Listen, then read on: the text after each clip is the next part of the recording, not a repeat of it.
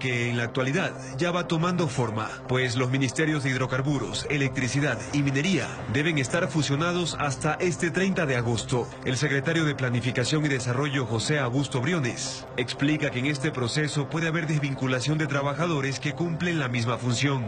El Ministerio Unificado va a tener menos personas. Es posible que sean reubicados. Sin dar mayores detalles, el funcionario explica que este proceso de optimización del gasto será una medida constante en el gobierno de Lenín Moreno. Está tratando de ver otros procesos de optimización. Por lo pronto hemos arrancado con la cartera más grande, que de alguna manera la fusión de los tres es alrededor del 38% del presupuesto del Estado. Bueno, expliquemos un poco esto.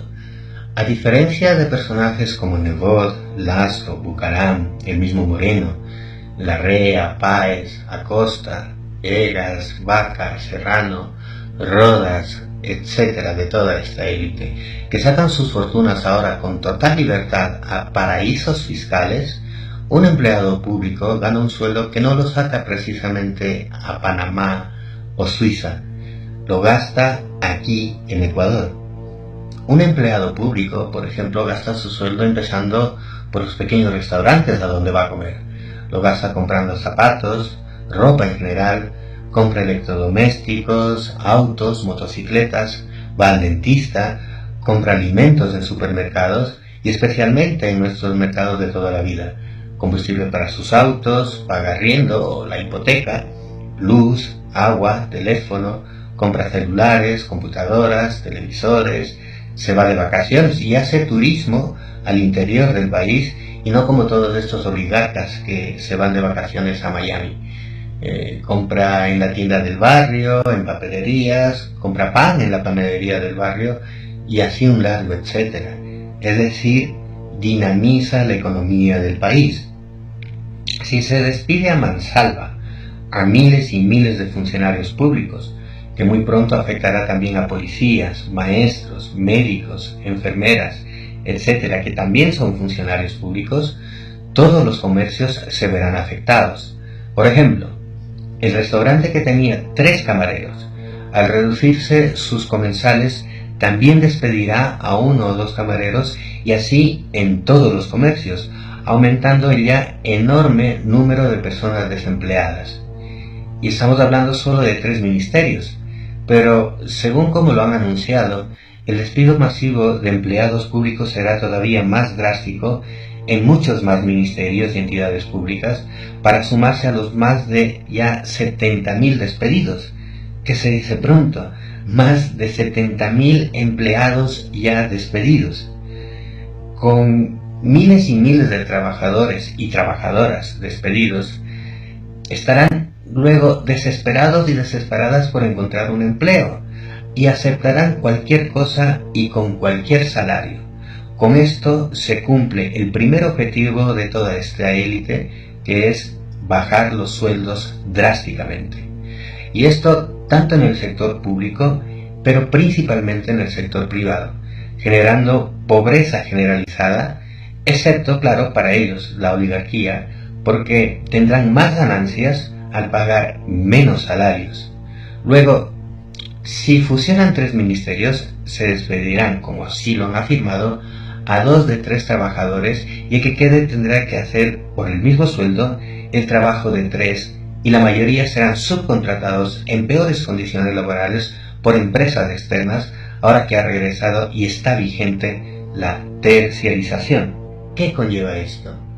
Pues aún más reducción de salarios y que las entidades públicas empezarán a ser ineficientes y no como auguran estos sátrapas que lo hacen para, entre comillas, optimizarlas. ¿Y por qué hacen todo esto? Pues además de bajar los salarios a todo el mundo, empleados públicos y privados, buscan un objetivo que es aún más apetecido por esta gente oligarca y psicópata.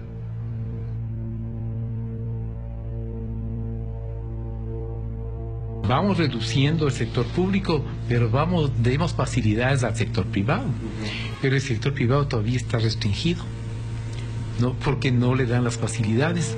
Alban fue uno de los economistas que se reunió con miembros del Fondo Monetario Internacional y cree que el futuro económico del país aún es incierto. Hasta el momento las autoridades no han informado de cuánto es el ahorro que se ha generado en la caja fiscal por la reducción en el gasto público. La meta es lograr una disminución de al menos $1.000 millones hasta el año 2021. Bueno, pues ya hemos visto que quieren privatizarlo todo. Dirán que esto es absolutamente necesario para reducir el famoso, entre comillas, déficit. Pero se olvidan que el propio FMI en noviembre del año pasado señaló que la economía de Ecuador creció un 3,3% en 2017, muy por encima incluso de países europeos, y que hasta la prensa opositora que están viendo en pantalla no tuvo más remedio que publicar la noticia. Y hace poco, el propio FMI, que regresó hace poquito al país, volvió a ratificarlo. Pues ¿qué iba a hacer? A contradecirse a sí mismo tan solo 6 meses después. Esto quiere decir que la economía que dejó el presidente Rafael Correa estaba saneada. Dirán también que esto se debió a un sobreendeudamiento del país. Sin embargo, el FMI no dijo nada al respecto, con lo cual esto del sobreendeudamiento es falso. Por tanto, la mesa estaba más que servida, licenciado. Y también olvidan, especialmente no lo dice el licenciado, que el precio del petróleo está ya por sobre los $70 por barril, es decir, hay superávit, por lo que el cuento del tal, entre comillas, déficit es totalmente falso. Por otro lado, el licenciado olvida que los miles y miles de funcionarios públicos que él está mandando a la calle, además de dinamizar la economía con su consumo, también pagan impuestos. Es decir, el Estado les paga un salario con dinero público, pero de ese salario el trabajador le devuelve al Estado buena parte en impuestos, especialmente inyecta capital al IES. A diferencia de lo que mucha gente piensa, un empleado cuando aporta al IES no está ahorrando para su jubilación como erróneamente se cree. En realidad lo que hace es aportar para el pago de las pensiones a los jubilados actuales. Esto es un ciclo, y cuando estos empleados a futuro se jubilen, las generaciones que vienen detrás pagarán sus jubilaciones.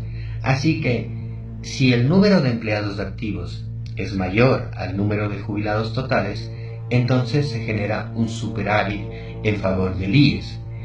Pero si es a la inversa, si el número de jubilados es mayor al número total de empleados, entonces se genera un déficit contra el IES, un hueco.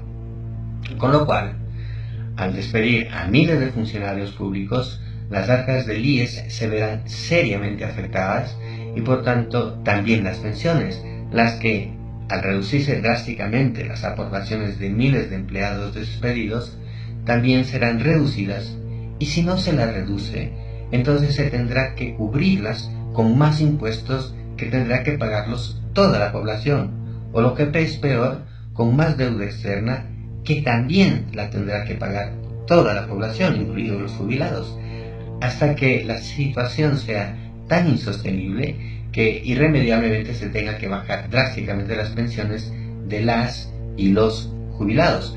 Así que el problema es mucho más grave de lo que se piensa. Y mientras tanto, ¿qué hace la mayoría del pueblo? Pues nada, está entre comillas entretenido con la grotesca telenovela de Balda, Villavicencio y demás sicarios políticos. La carnada lanzada por el licenciado, ayudado por toda su prensa corrupta y manipuladora, surte efecto y tiene a casi toda la población hablando de esto, incluso a la misma Revolución Ciudadana, mientras por detrás literalmente nos están masacrando.